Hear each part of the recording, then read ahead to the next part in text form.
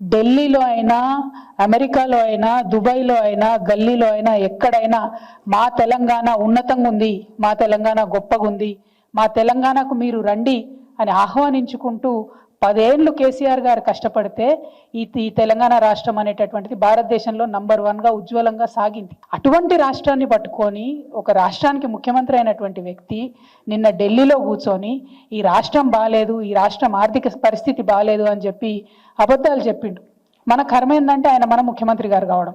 దాంతోనే ఏం జరిగింది, మొత్తం ఇవాళ దేశంలో ఉన్నటువంటి అన్ని పత్రికలు కూడా Telangana state is in a financial crisis చెప్పిండు ముఖ్యమంత్రి గారు అని చెప్పి తాటాకంత అక్షరాలతోని దేశవ్యాప్తంగా తెలంగాణ రాష్ట్రం యొక్క పరువు పోయినటువంటి పరిస్థితి. ఎంత బాధ అవుతుంది.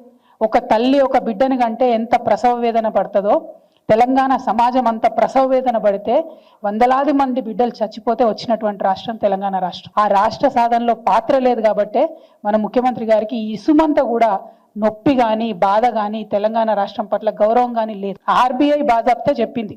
రేవంత్ రెడ్డి గారు లెక్కలు చెప్తే నేను నమ్మకపోతుండే, కానీ ఇది ఆర్బీఐ చెప్పిన లెక్క.